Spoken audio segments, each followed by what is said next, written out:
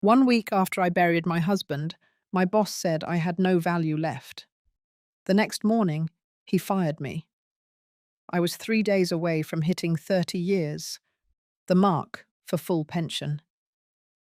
That night, I saw my daughter-in-law stepping out of his apartment. I wasn't angry. I was hollow. It wasn't just betrayal. It was something colder. They thought they'd ended me for good. But they forgot. I still remembered how to begin again. I always thought if I kept my head down, worked hard, and stayed out of trouble, the world would at least leave me alone. For 29 years and 362 days, I walked through the same back entrance of the Grant Field food plant in Des Moines, Iowa.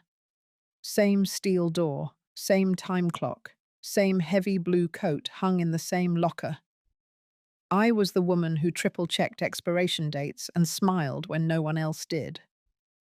My husband passed 1 week ago. Quiet. Slow. Cancer doesn't ask if you're ready. I buried him with my hands shaking and my chest caving in, then returned to work 3 days later.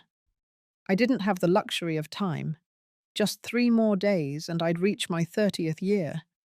Then I'd finally be eligible for the full pension. That number meant everything. It meant I could stop worrying. It meant I'd earned my rest. That morning, my badge didn't beep when I scanned in. I tried twice, maybe 3 times, before Trent's voice crackled through the intercom. He said he needed to see me. I thought it might be a tech glitch, or maybe something about my schedule. I walked through the hallway without a clue of the storm about to hit. His office always smelled like too much aftershave. The blinds were drawn. He didn't look up when I entered. I sat anyway. My heart thudded once, twice. Then came the sentence. No build-up, no gentle tone. Doreen, this isn't working anymore. Your performance has slipped. It's time to let you go. I blinked. The clock behind him ticked. 7:41 a.m. I didn't say a word. Not because I didn't want to, but because my body didn't understand how. I had planned this out. 30 years, full pension, medical coverage for life. 3 days. And now it was gone. Just like that. He slid a folder across the desk. Inside, a printed termination notice, a severance check, and a list of company property I had to return. I picked up the folder without looking at him. I walked back down the hallway without a single person making eye contact. The locker I had used for almost 3 decades had a yellow sticker on it. Temporary reassignment. I guess they didn't waste time. I packed my things slowly. I didn't cry. I just folded everything in the same order I had always done. Then I stepped out into the December wind, clutching my coat and my silence. That night, I sat at the edge of my bed, staring at the photo of me and Kenneth on our wedding day. I whispered I was sorry. I felt like I had let both of us down. Then came the moment I didn't expect. At exactly 8:32 p.m., I opened the curtains in the front room and saw headlights across the street.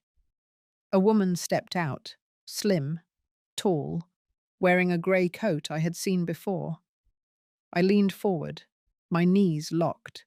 It was Heather, my daughter-in-law. She walked toward the apartment building across from mine. The lights on the second floor flicked on. Trent's apartment. I didn't move. I didn't blink. Just watched as she rang the buzzer and walked inside like she'd done it 100 times. That night, I didn't sleep.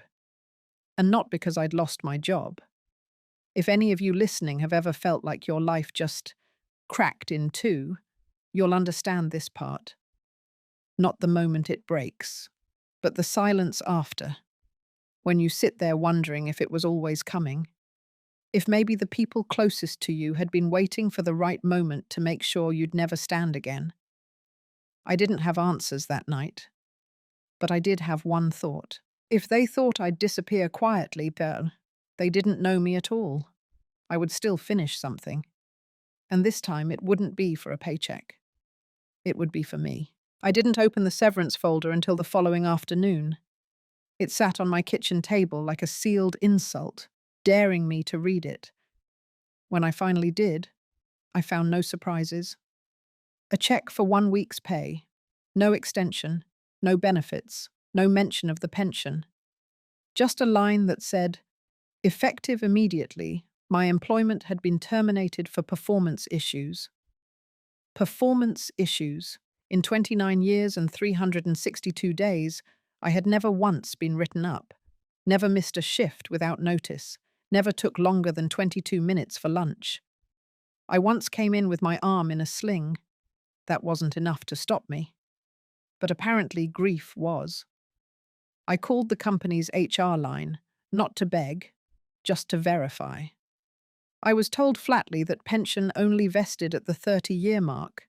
Missing it by even a day meant the full package didn't apply. The voice on the other end sounded tired, like she had repeated this line many times. I thanked her and hung up. My fingers stayed curled around the phone long after the dial tone faded. Outside, snow had started to fall. It didn't stick, just floated like dust across the ground. I stood at the window and watched the street. Heather's car wasn't parked across from Trent's building anymore, but I wasn't looking for her this time. I was trying to feel something. Anger, panic, anything sharp enough to slice through the numbness. But nothing came. Instead, I started cleaning. The house had been still for weeks.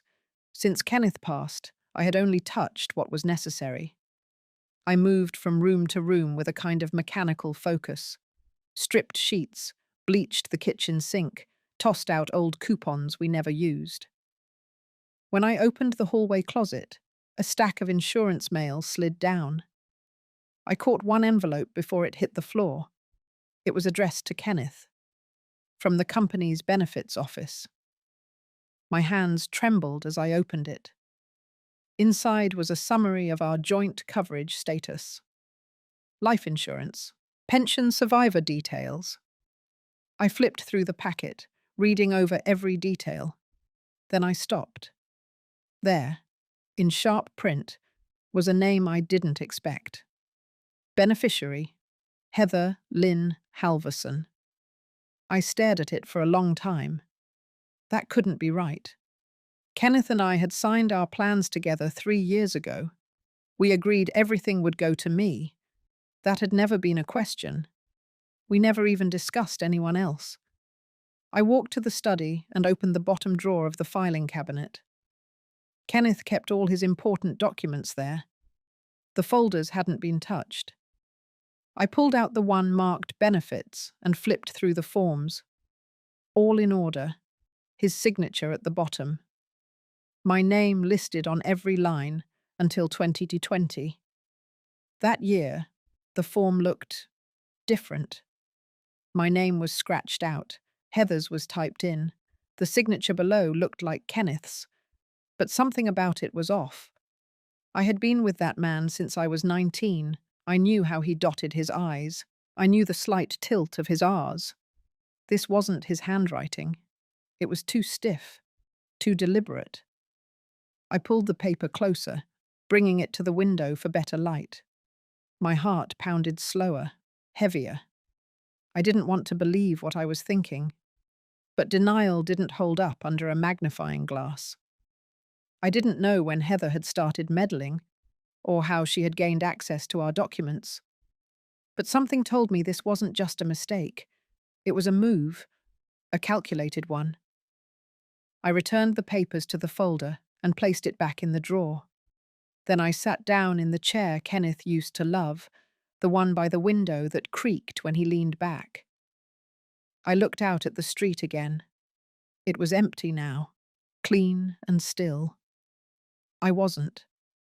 There was a knot inside me that tightened every time I blinked, not from rage, but from clarity.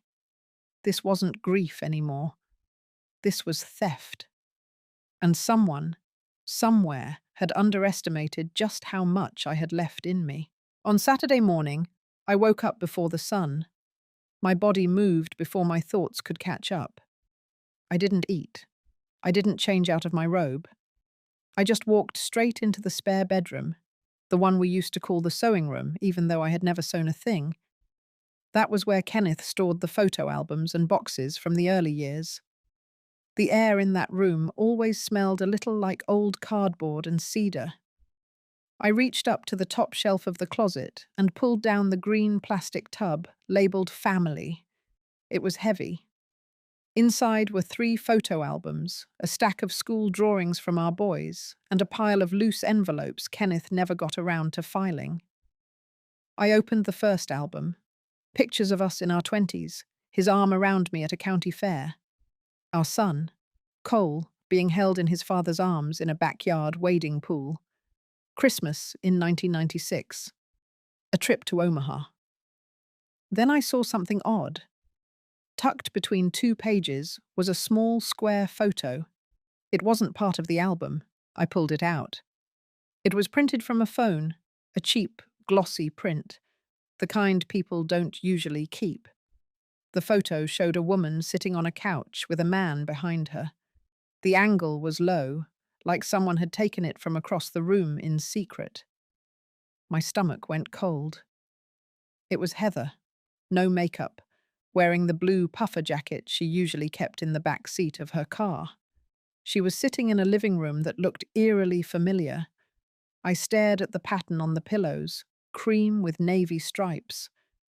Then I noticed the man behind her. You could only see part of his profile, grey at the temples. A watch I recognized. It was Trent. I didn't remember Kenneth ever printing photos like this. He barely touched his phone. And this one looked recent. It must have been taken in the last few months. The photo wasn't dated, but the objects around them, the coffee table, the light fixture, matched what I'd seen through the apartment window the night I watched Heather walk in. I turned the photo over. In faint pencil, the initials TW were written in the corner. I dropped it on the floor. My hand started shaking. It was one thing to suspect something, another to have a fragment in your fingers, something that made it harder to rationalize. I picked it up again and walked it to the kitchen. I laid it under the light and just stared. The room in the photo wasn't furnished cheaply. Trent's apartment had always been a bit upscale for someone in his position. I remembered that his promotion had come 6 months ago, not long after he'd replaced the previous plant director. That director had retired early. Very early. Too early. The pattern was forming, not fully, but enough that my instincts kicked in. Heather was clever. She had always been charming in front of others, never crossed lines, always helpful. But lately she'd taken more control in our family conversations. She made the plans, spoke for Cole, handled every piece of paperwork when Kenneth had gotten sick. I remembered how she insisted on helping me with bills and hospital forms. At the time, I had thought it was kindness. Now, I wasn't so sure. I walked to the hallway closet and opened the safe. Kenneth kept everything important in there. I had the combination. It clicked open easily. Inside were insurance papers, our will, and a folder labeled pension. I pulled that last one out. I sat on the couch and opened the folder. The documents were there. Some were older than others. I flipped through them one by one. Then I saw it. A form dated August 2020. Change of beneficiary. It listed Heather, not me. I looked at the signature. It looked like Kenneth's, but it wasn't exact. Something about the curl of the K, the flatness of the E. I closed my eyes, then opened them again. My heart beat slow and heavy. I placed the signature page side by side with a form from 2018. His real signature. It was smoother, more natural. The newer one looked copied, forced. My throat dried out. I set the papers down and pressed both palms against my forehead. I knew what I had to do next. Not just to get angry, not just to wonder. I needed someone to look at these signatures, someone who could see what I was starting to see. I picked up my phone and scrolled through contacts I hadn't touched in years. Then I saw her name, Elaine Garber, Kenneth's old friend, a retired insurance investigator. I tapped the number and pressed the phone to my ear. The line rang, and I waited. The phone rang 5 times before I heard her voice. Elaine answered with the same calm drawl she always had, like nothing in this world could rattle her. I hadn't spoken to her in almost a decade, but she recognized me on the second sentence. I told her I needed help. She didn't ask why. She just said she'd come by the next morning. By 8 o'clock sharp, Elaine pulled into my driveway in the same tan sedan she'd driven since her retirement party. She didn't waste time with pleasantries. She walked in, placed her purse on the table, and looked me dead in the eye. "Let's see what you've got." I handed her the folder with the pension forms and the life insurance change. Then I placed the photograph of Heather and Trent on top. She didn't react right away, just studied each page, moving with a stillness that made the air in the room feel heavier. After 20 minutes of silence, she leaned back in her chair and exhaled slowly. The signature on the change of beneficiary form was a problem. She didn't say it was fake. She said it didn't match Kenneth's usual stroke pressure, said the ink looked newer than the paper. Then she flipped to the original 2018 document and pointed out where the pressure faded at the loop of the K, a sign of a live signature. The newer one was smooth throughout, even, like someone had traced it or copied it. Then she moved on to the photo. She asked where I found it. I told her. She nodded, said it wasn't an accident, that it was tucked into the family album. Someone wanted it found. Then she asked when Kenneth's cancer had worsened. I told her it had accelerated just 6 months before his death. She tapped the document again and said that timing mattered. The signature on the revised form was dated 2 months before he passed. She stood up, walked to the sink, and poured herself a glass of water. Then she said something I hadn't expected. If this was forged, and I mean if, then whoever submitted it had to access his personal records, get a hold of your mail, and understand exactly what paperwork to change. That takes more than coincidence. She paused. It takes access. And motive. I sat down hard in the dining chair. Elaine pulled a small tablet from her purse. Said she still did consulting now and then. She started taking photos of the documents, both the old and new forms. She took pictures of the envelopes they came in. Then she pulled out a small scanner and started collecting metadata from the prints. The way she moved was clinical, decisive. She told me she had a friend in Omaha who worked with estate fraud. Quiet cases. She would send the files over for analysis. In the meantime, she wanted to know everything I remembered about Heather's involvement in Kenneth's care. So I told her. How Heather handled the hospital bills, how she sat in on every meeting with the doctors, how she insisted on managing the insurance paperwork when Kenneth got too tired, how she offered to help with the mail and even picked it up some days, so I wouldn't have to leave the house. Elaine didn't interrupt. She just nodded slowly and kept writing in her notebook. When I finished, she placed the notebook down and looked at me.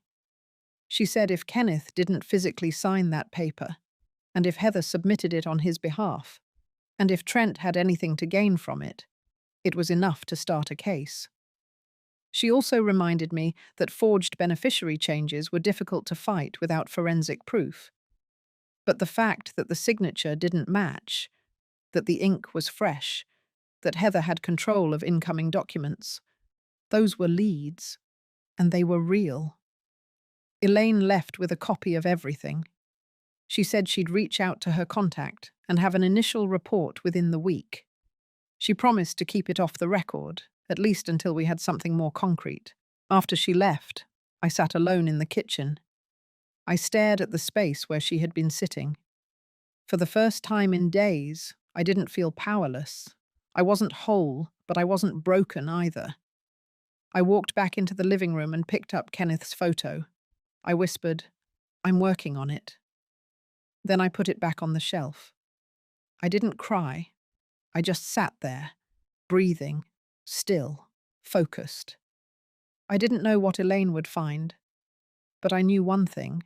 I had stopped surviving, I had started digging, and I wasn't about to stop now. The next few days passed in a quiet blur.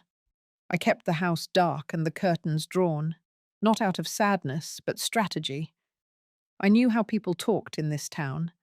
It only took one person seeing Elaine's car for rumors to start spreading. So I let the phone go to voicemail. I didn't answer Cole's texts either. I needed space. And more than that, I needed time to think. I spent most of my hours at the dining table, sorting through papers. I laid everything out in categories: insurance forms, pension documents, medical records, and something else. I had started pulling our old bank statements. Kenneth and I had used the same credit union for 35 years. We kept it simple. No credit cards, just a joint checking and a modest savings account. But something had changed in the last year. There were transfers I didn't recognize. Small at first, then larger, and always just below $5,000. That was important. I remembered Elaine once telling me that anything over 5,000 triggered more scrutiny at most banks. The money had gone into an account I didn't know existed. It wasn't in Kenneth's name, but it matched a pattern.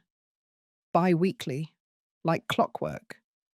Each transfer happened a day or two after Heather had taken over his bills. I printed the statements and highlighted every line. By Thursday afternoon, Elaine called.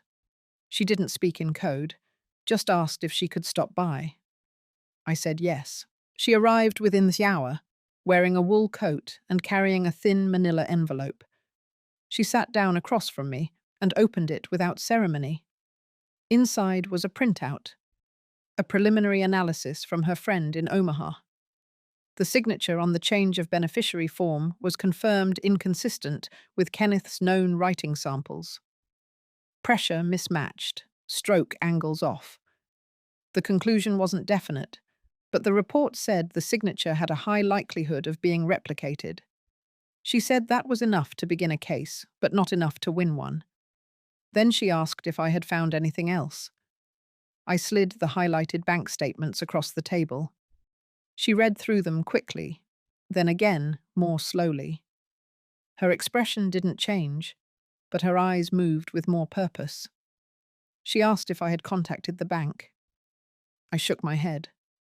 She said not to, not yet. But she took a photo of every page. Then she sat back and crossed her arms.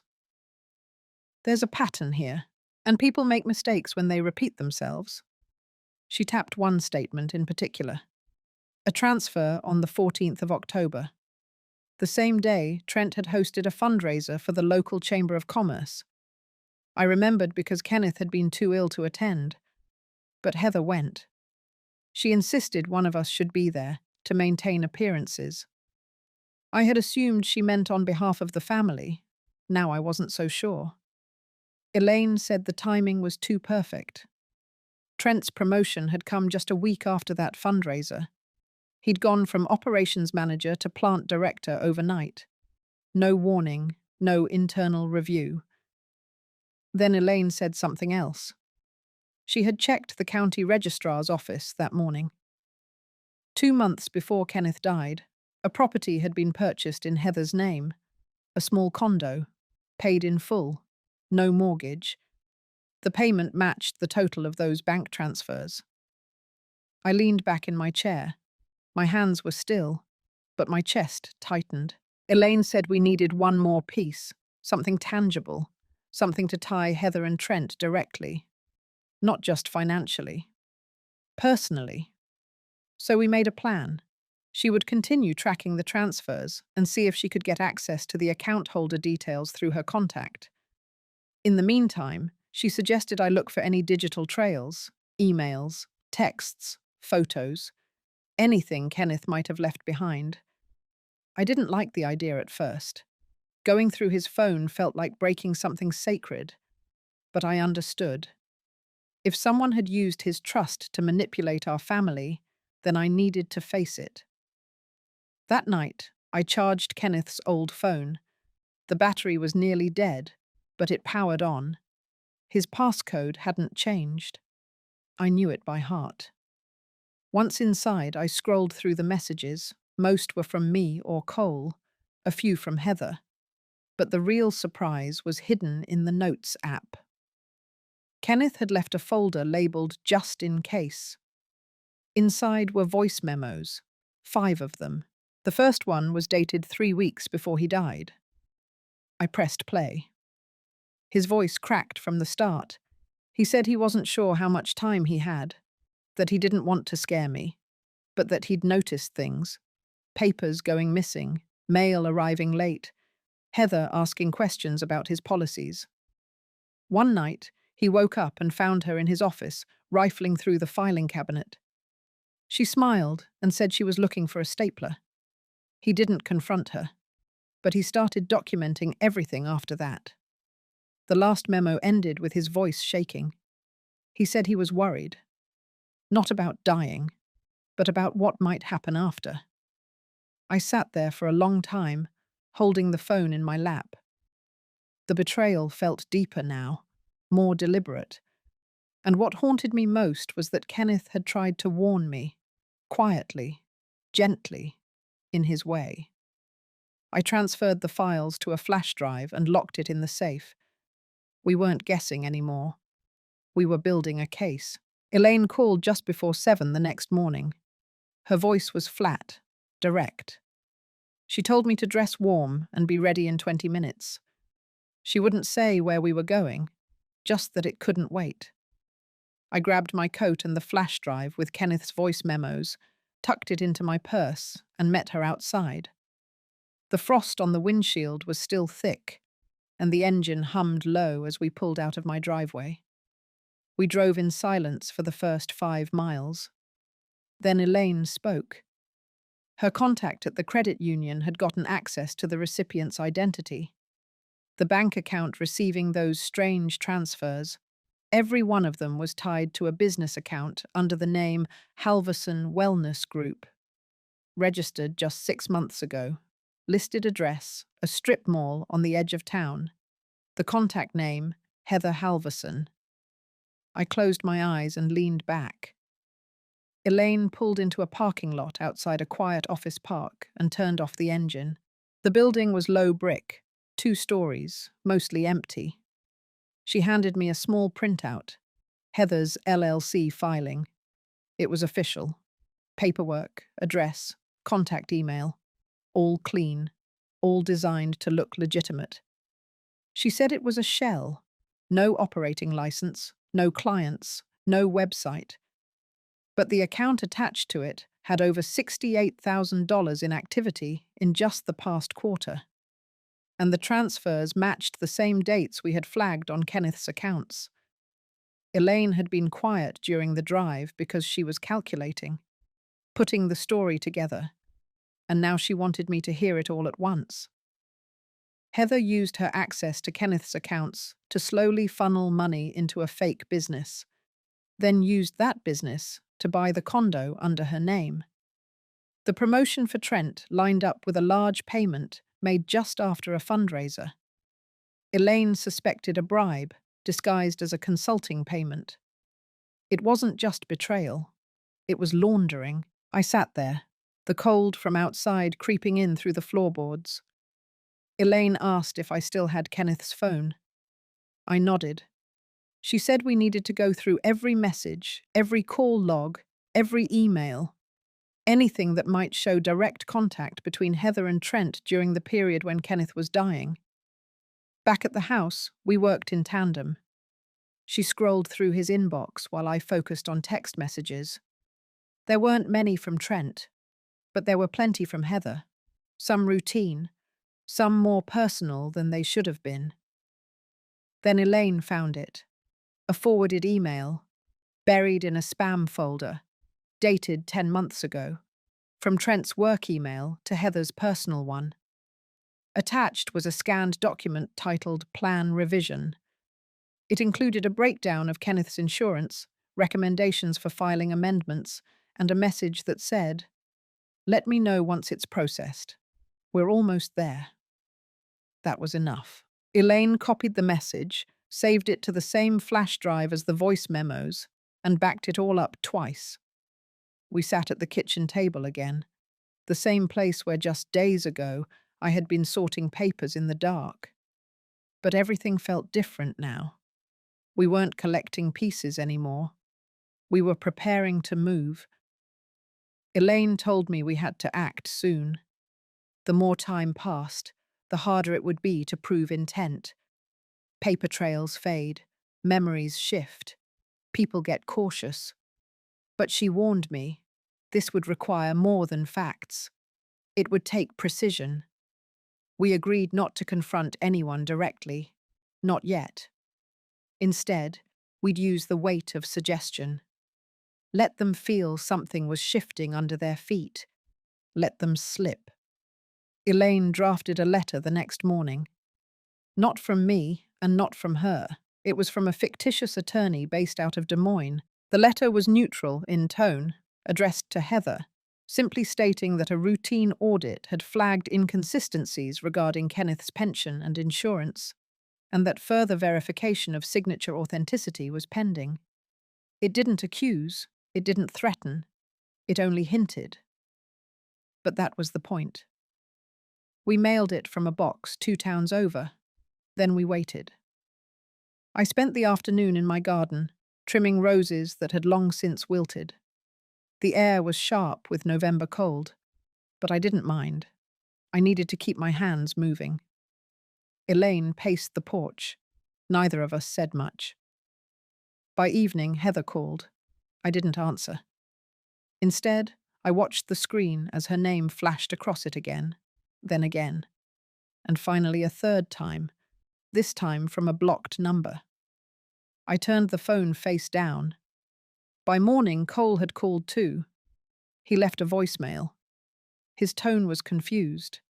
Said Heather had received a strange letter. Something about Dad's pension being under review. He sounded unsettled, and more importantly, unsure. That was the opening Elaine had hoped for. She told me to call him back, but not to explain too much, just enough to stir the pot. I waited until dusk, then dialed. I told Cole I had recently come across some old files Kenneth had tucked away, and that something about them didn't sit right. I said I had passed them along to someone who used to work in pensions, just to double check. I said nothing about the photo, or the forged signature, or the voice memos. I kept my voice calm, flat. I didn't accuse. I simply told him I was trying to make sense of everything. For myself. For closure. He didn't argue. He just said he understood. But something in his silence told me he knew more than he had ever let on. That night, I lay in bed and listened to the wind slide against the windows. I thought about Kenneth. About the way he had always been 3 steps ahead, but never made a show of it. Quiet strength. The kind that doesn't always get recognized until it's gone. The next day, Elaine returned with updates. Her contact had confirmed that Halverson Wellness Group had received a large transfer labeled as Incentive Partnership from the company Trent worked for. The amount was $25,000, and it was dated 1 week before Kenneth's pension change form was processed. That was the link we needed. Heather had not only manipulated Kenneth's records, she had done so with financial gain in mind, and Trent had approved it. Whether out of greed or pressure, it didn't matter. Elaine leaned across the table. Now it's about leverage, she said. Not court, not press, just truth. Quiet, surgical truth. We made a list of who to contact. Not family, not lawyers. Just two names. One was a former HR administrator from the company who had retired the same year Kenneth was diagnosed. The other was a journalist Elaine had trusted years ago when she exposed a similar fraud case during her early career. We didn't need headlines. We needed whispers in the right corners. Elaine sent copies of the letter, the metadata from the forged documents, and a redacted version of the voice memos to both parties.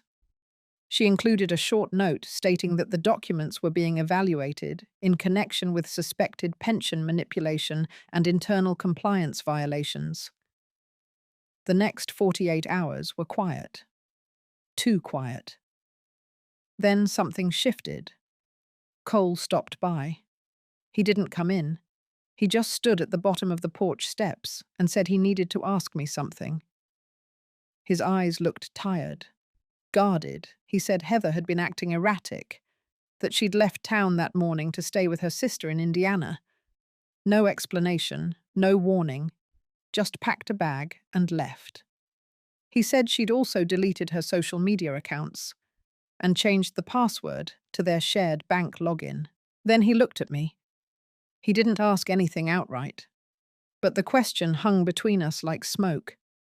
I said I didn't know the full picture yet, that I was still sorting through things, that I had questions too. He nodded, then left. After he drove off, I stood on the porch alone. I didn't feel triumphant. I felt steady. This wasn't revenge. It was a reckoning. And it had just begun. The following morning, I made coffee like I always did. Same kettle, same rhythm. But everything around me felt sharper, as if the air had changed its weight. Elaine arrived earlier than expected. She looked calm but moved quickly. She had heard from her friend at the paper. The journalist had reached out quietly to a retired compliance officer who once worked for the company where Trent had recently been promoted. There had been quiet rumors about unusual promotions, about signatures no one could trace, about things that never quite lined up. Elaine handed me a folder. Inside was a draft. Not a published article, not even a full story, just a timeline. Clean, factual, bullet points, Kenneth's illness, Heather's increasing control over his paperwork, Trent's sudden promotion, the condo bought in cash, the changes to the pension. The draft wasn't meant for public eyes yet. It was a warning. Elaine said we needed to be ready, because once the silence broke, there would be questions, from people I knew, from people I had trusted, maybe even from Cole.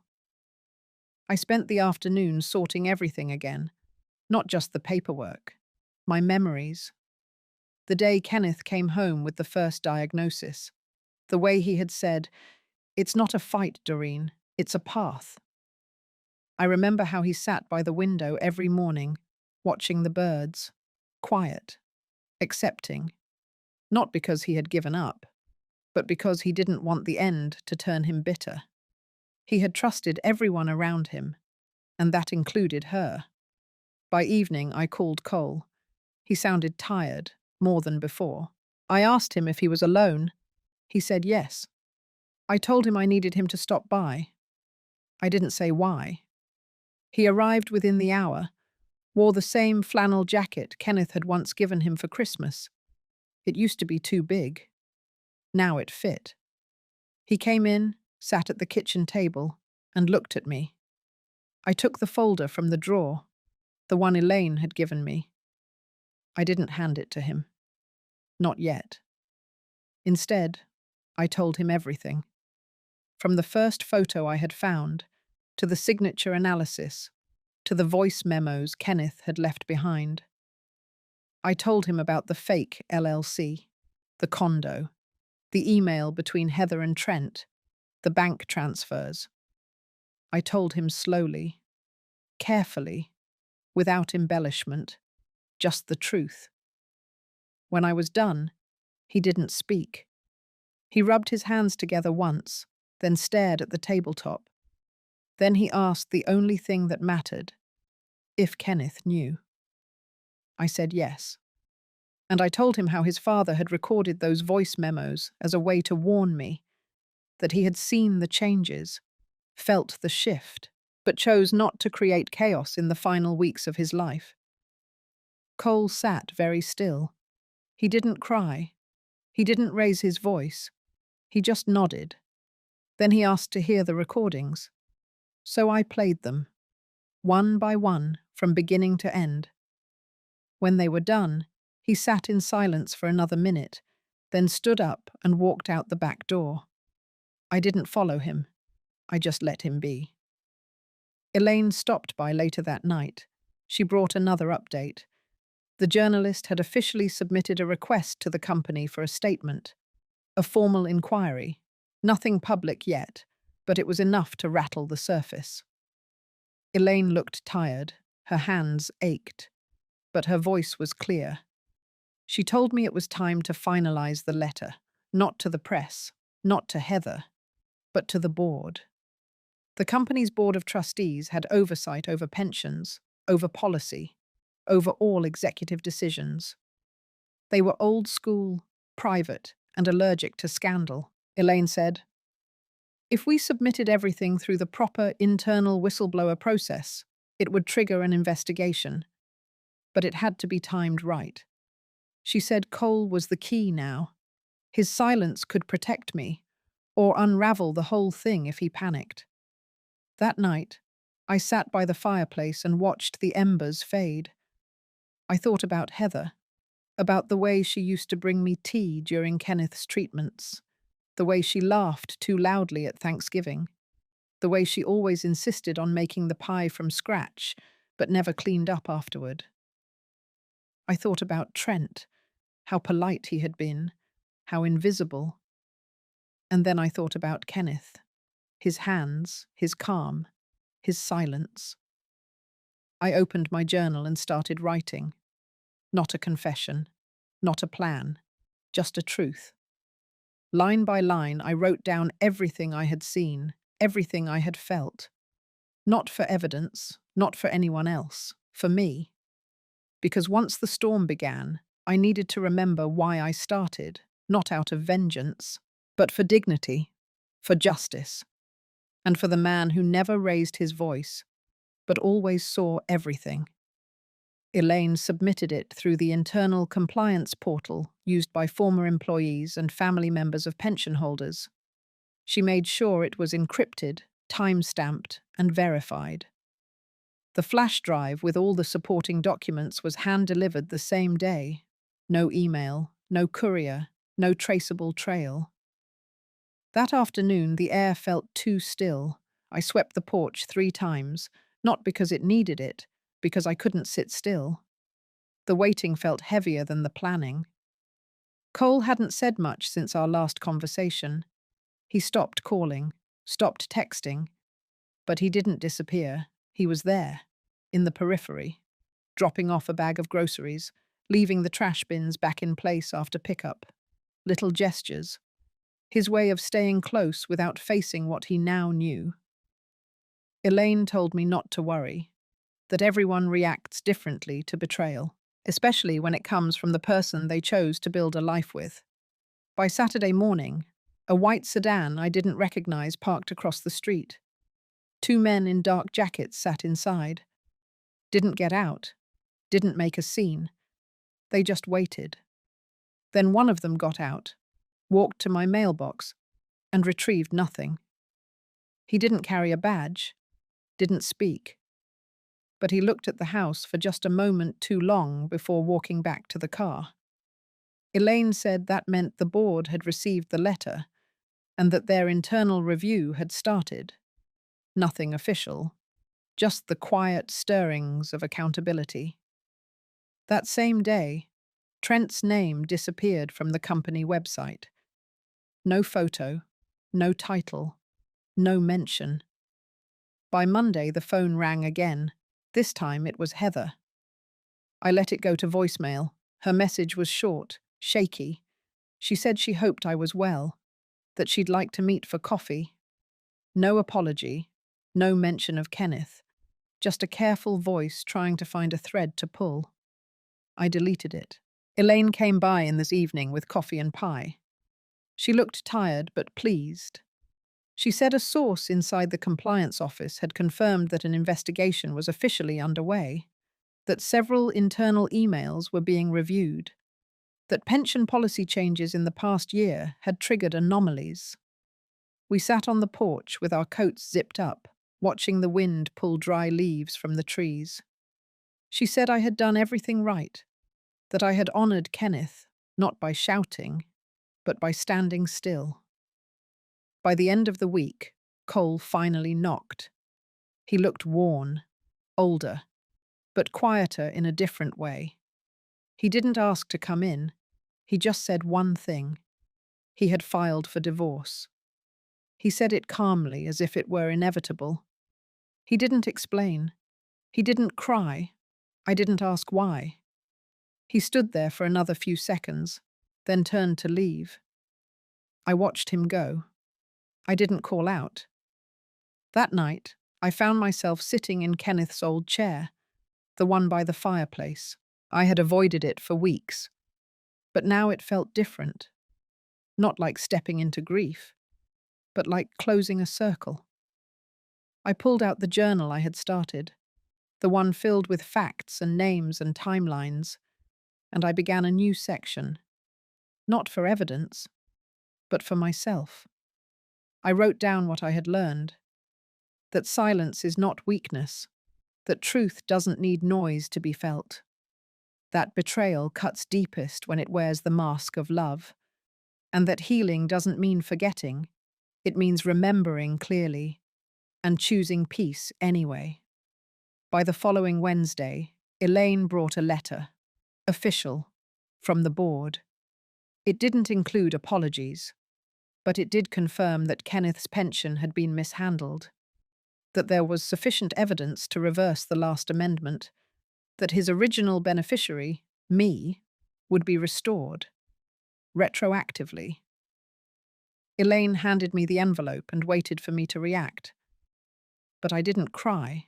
I didn't cheer. I just nodded. Because it was never about the money. It was about dignity, about setting the record straight, about making sure that Kenneth's final months weren't rewritten by someone else's ambition. Elaine looked at me and said I should think about what I wanted to do next. She had heard whispers that more names were being reviewed, that Trent was facing disciplinary action, that others might come forward with similar stories. But I didn't feel like chasing anything. I felt like breathing. I walked outside and stood at the edge of the yard. The wind was soft, the sky low and open. Somewhere, deep in the soil, winter was preparing to settle in. But for the first time in weeks, I didn't feel cold. I felt free. The days that followed were quiet, but not empty. I stopped setting alarms in the morning. I let the light decide when to open my eyes.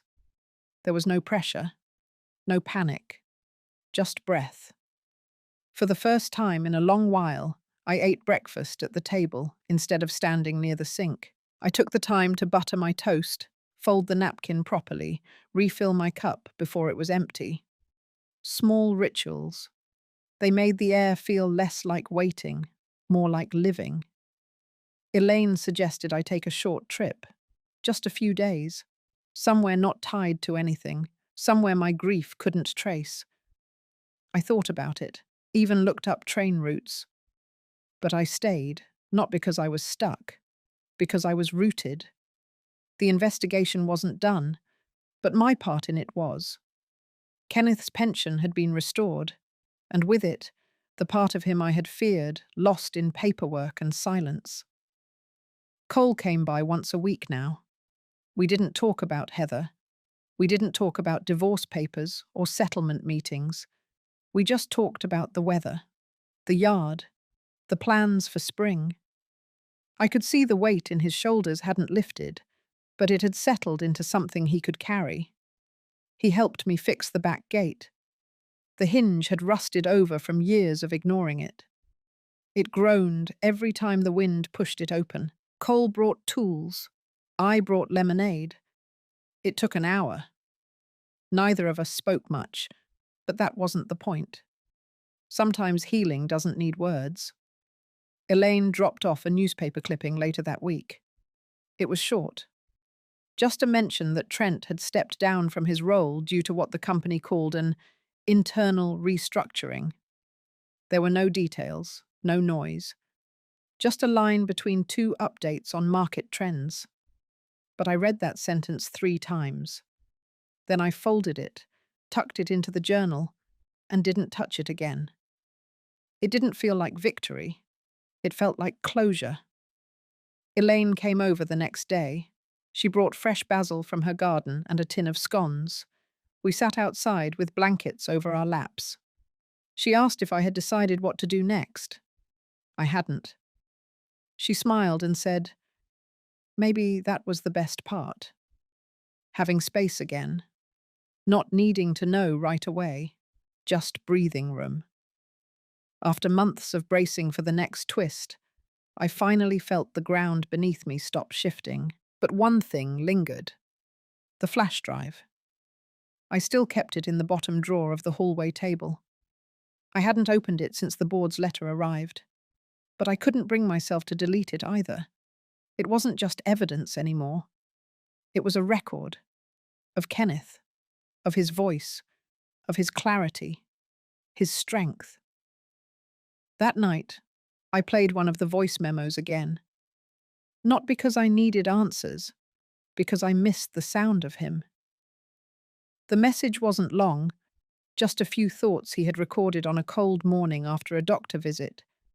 He had talked about the nurse with the purple scrubs, about the soup he wanted me to make that evening. And then, at the end, he said something that caught my breath. He said, I don't know how much time I've got, but I want to leave you something better than money. I want to leave you knowing you'll stand straight when I'm gone. I paused the recording. Let the silence stretch. He had known.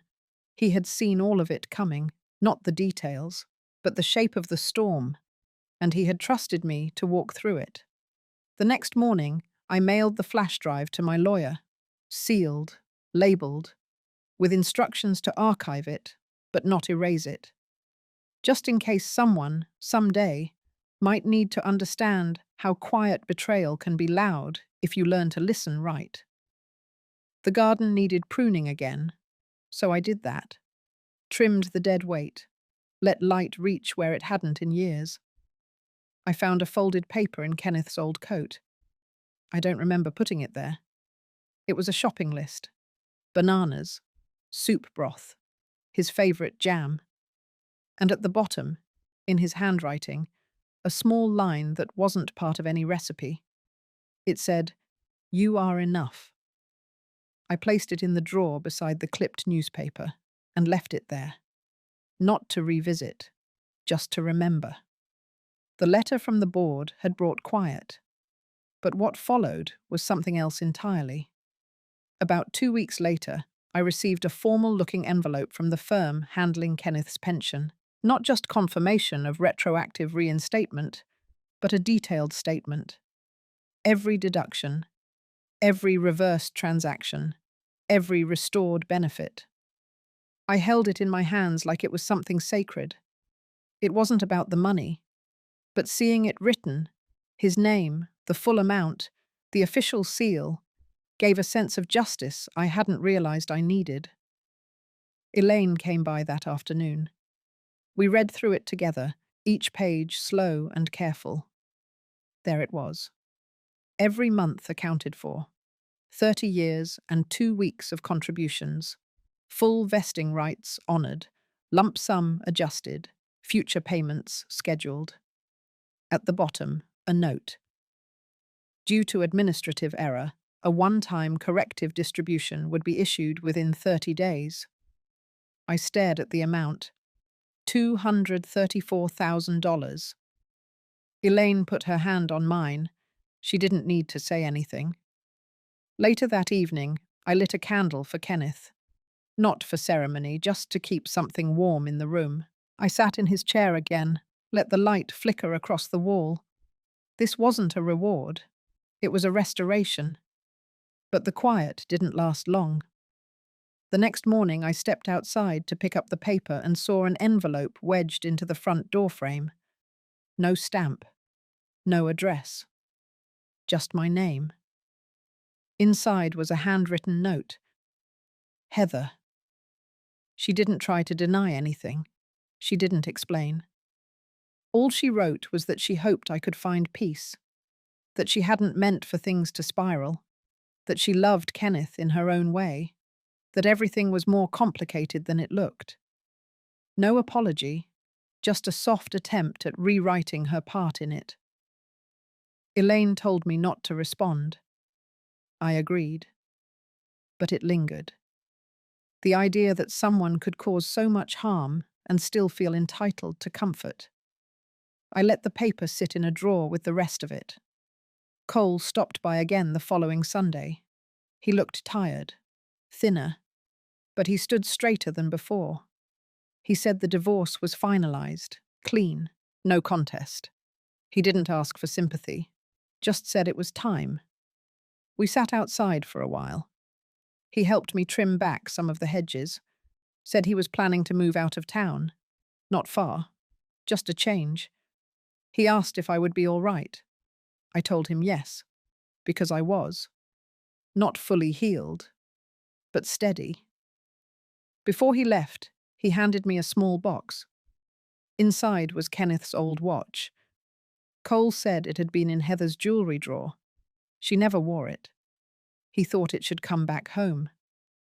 I held it for a long moment, let the weight of it sit in my palm.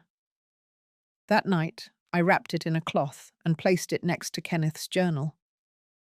In the morning, I made a call to the community foundation in town. I had been thinking for weeks about what to do with the pension restoration. It didn't feel right just letting it sit. It wasn't mine alone. It was a story, a legacy, a warning. I asked to schedule a meeting, told them I had an idea. They said they'd be happy to hear it. The office was small, just 2 rooms and a shared kitchenette. But the moment I stepped inside the foundation, I knew I was exactly where I needed to be. They greeted me warmly, but not with pity. They didn't ask what had happened. They listened. I explained what I wanted. Not a donation, not a plaque, a program. A small, structured initiative designed to help women, especially older women, navigate financial transitions after the loss of a spouse. To understand pensions, estate rights, insurance traps, and how to protect themselves when everything feels like it's unraveling. The director paused for a long moment. Then she said yes. We called it the Doreen Project. It wasn't flashy. No banners, no gala, just a dedicated resource tucked into the heart of the city. A room with someone who could listen, advise, and hand over a checklist that could save years of confusion. I didn't want it to be about me. I wanted it to be about women like me, the ones who stood quietly in the corner of the room for too long, who didn't realize that love could blind them to quiet theft, who needed someone to tell them it wasn't too late to stand up. The first time I sat in that room with a widow named Marla, she cried before she said a word. Not because of grief, but because I told her she wasn't alone. That moment was more valuable than any refund or statement I had received. I still walk past Kenneth's chair every day. Sometimes I sit. Not because I miss the past, but because I finally know how to carry it forward. Cole moved 2 counties away. We still talk sometimes, but he's on his own journey now. Elaine checks in weekly. She's helping me document the early results of the project, tracking the number of women who come through, the questions they ask, the systems they uncover. Sometimes we catch small frauds. Mostly we catch fear and help turn it into something else. I don't think Kenneth ever imagined this path for me, but in a way, he paved it, with every word he left behind, with every quiet instinct he followed in those last weeks. And now, As winter edges closer and the air grows still again, I stand in my kitchen with the light spilling across the tile, and I feel no bitterness, no rage, just peace. Not because it all worked out, but because I did not let it break me. I learned to read the silence, to plant new seeds in the cracks betrayal left behind, to find strength not in being loud, but in being clear, and to honor love by living with eyes open. That is enough. That is everything. If this story found its way into your heart, maybe because you've stood in shoes like mine, I hope it offered you more than just a moment. I hope it gave you something to hold. And if you've ever felt unheard or underestimated, know this: your voice still matters. You still matter. Let me know if this story echoed something in you. I'll be here, still telling stories that feel like home.